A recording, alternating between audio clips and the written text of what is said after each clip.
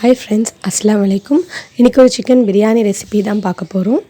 இது வந்து ஒரு டிஃபரண்டா இருக்கும். ஒரு ஹைதராபாத் ஸ்டைல் பிரியாணின்னு சொல்லலாம். இதுக்கு நான் 1/2 kg chicken எடுத்துர்க்கேன்.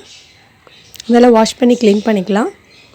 அது கூட ஒரு ஸ்பூன் இஞ்சி பூண்டு, அதுக்கு அப்புறம் ஒரு 3 வெங்காயத்தை நல்லா பொடிசா சாப் பண்ணி ஆட் பண்ணிக்கோங்க. அது கூட ஒரு 2 தக்காளியை நம்ம ஆட் பண்ணிக்கலாம்.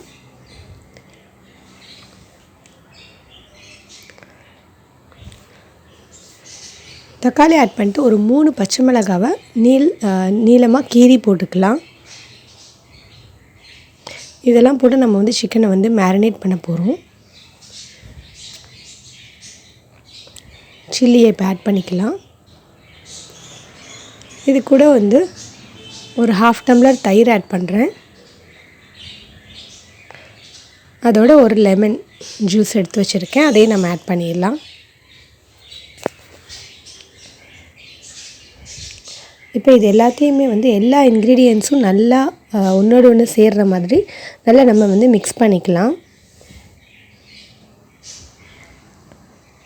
எல்லா சைடும் எல்லா இன்க்ரீடியன்ட்ஸும் ஒன்றோடு ஒன்று நல்லா மிக்ஸ் ஆகிற மாதிரி நல்லா மிக்ஸ் பண்ணிக்கோங்க.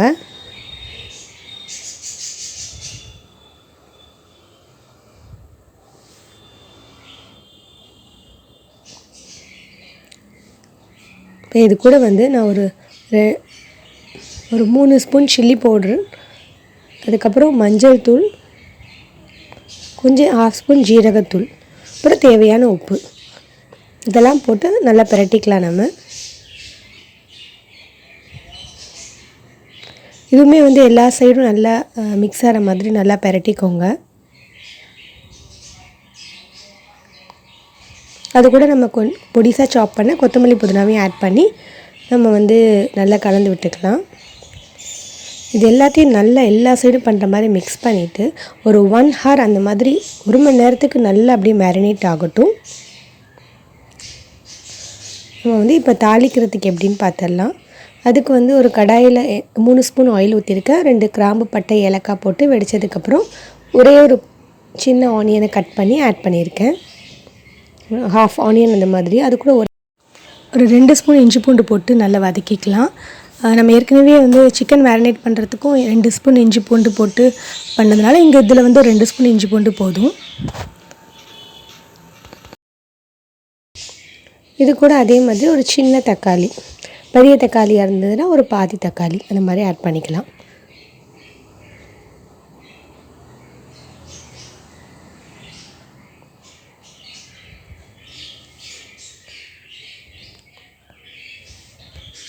பாதி தக்காளி ஆட் பண்ணி நல்லா நம்ம மிக்ஸ் பண்ணிக்கலாம்.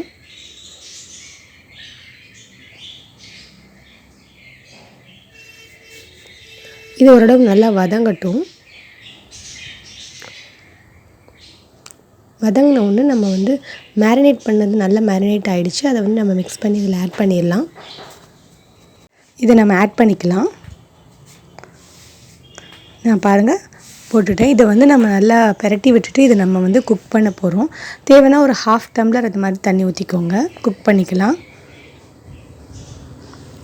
ஏற்கனவே நம்ம வந்து ஊற வச்ச அரிசியை வந்து வேறொரு இதில் வந்து குக் பண்ணிக்கலாம், வேறொரு கடாயில். அது கூட நான் வந்து ஒரு 2 ஏலக்காய், 2 பட்டை, கிராம்பு போட்டிருக்கேன்.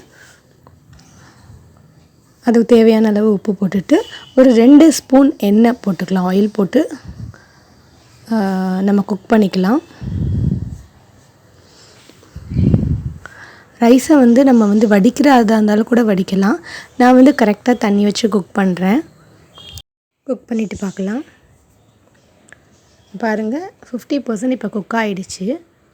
பாருங்கள் இந்த மாதிரி இருக்கணும். இன்னும் ஒரு 5 மினிட்ஸில் நம்ம வந்து எடுத்துடலாம். 60% குக் ஆகணும். இங்கே வந்து சிக்கனும் நல்லா குக் ஆகிடுச்சு. இதில் வந்து நான் வந்து இந்த கிரேவியில் வந்து பாதி எடுத்து வச்சிடுறேன். ஒரு பவுலில் வந்து எடுத்து வச்சிடலாம் நம்ம. பாருங்கள் எடுத்துட்டேன்.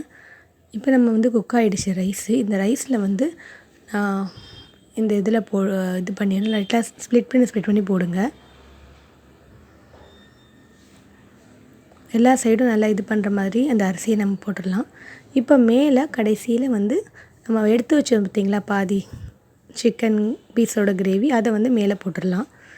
போட்டு நல்லா ஸ்ப்ரெட் பண்ணி கொத்தமல்லியில தூவி அப்படி 10 மினிட்ஸ் அப்படியே குக் ஆகட்டும். கொஞ்சம் ஈரப்பதமும் நல்லா அப்சர்வ் ஆயிரும். 10 மினிட்ஸில் பார்க்கலாம். பாருங்கள் 10 மினிட்ஸ் ஆயிடுச்சு. பாருங்கள் நல்லா குக் ஆகிடுச்சு. ரைஸு கரெக்டாக 100% குக் ஆகிடுச்சு. இப்போ எவ்வளோ நல்லா இதுக்கு பாருங்கள், நல்லா இது பிரட்டி விட்டுக்கோங்க. அவ்வளோதான், நம்ம பிரியாணி ரெடி ஆகிடுச்சு. பாருங்கள் இந்த மாதிரி சர்வ் பண்ணியாச்சு. ரொம்ப டேஸ்ட்டாக எம்மியாக இருக்கும். இந்த சிக்கன் பீஸே வந்து ரொம்ப டிஃப்ரெண்ட்டாக நல்லா டேஸ்ட்டாக இருக்கும். ஏன்னா நம்ம இந்த மேரினேட் பண்ணுறதுல வந்து நம்ம ஆர்டினரியாக குக் பண்ணுறதுக்கும் மேரினேட் பண்ணி குக் பண்ணுறதுக்கும் ரொம்ப நல்ல டிஃப்ரென்ஸ் இருக்குது. கறியை வந்து எவ்வளோ சாஃப்டாக இருக்குதுன்னு பாருங்கள். சாஃப்ட் மட்டும் நல்லா ஜூஸியாக, நல்லா சாஃப்ட் மட்டும் இல்லை, டேஸ்ட்டுமே வந்து ரொம்ப சூப்பராக இருந்தது. கண்டிப்பாக இந்த ரெசிபியை ட்ரை பண்ணி பாருங்கள்.